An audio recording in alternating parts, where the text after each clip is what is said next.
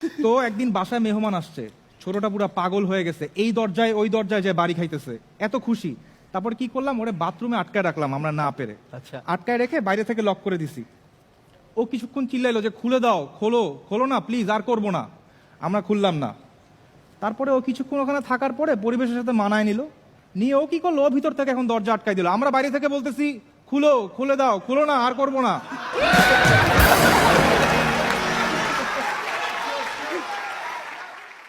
তো এখন তো টেকনোলজির সময়, সব বাচ্চারাই, বেশিরভাগ বাচ্চারাই ফোনে ইনভলভ থাকে। এরা দুইজনও বাইরে যে এদের খেলার মাঠে যে খেলার কোনো ইচ্ছা নাই, তারপরও সপ্তাহে 2 দিন এদেরকে জোর করে বাইরে খেলতে পাঠানো হয়, যেন বাসায় বাবা মা একটু হাত খুলে খেলতে পারে।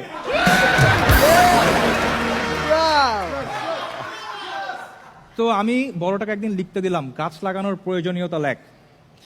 ও বেশ ভালোই লিখছে, কিন্তু শেষে একটু ভুল করে ফেলছে। ও লিখছে এইভাবে যে গাছ আমাদের অক্সিজেন দেয়, ছায়া দেয়, ফল দেয়। এই পর্যন্ত ঠিক ছিল। এর পরের লাইন হচ্ছে এই জন্য আমাদের সবার বেশি বেশি করে গাছ লাগানো উচিত, কিন্তু ও গাছটা আর লেখে নাই।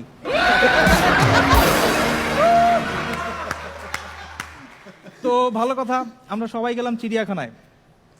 আমার 2 ভাগ্নে এত এক্সাইটেড, ওদের এক্সাইটমেন্ট দেখে বানর লজ্জা পেয়ে গেছে।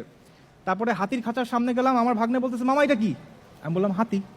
হাতির সামনে এটা কি? আমি বললাম সুর। এটা দিয়ে কি করে? শ্বাস নেয়। ভালো কথা, আমরা চিড়িয়াখানা দেখে বাসায় গেলাম।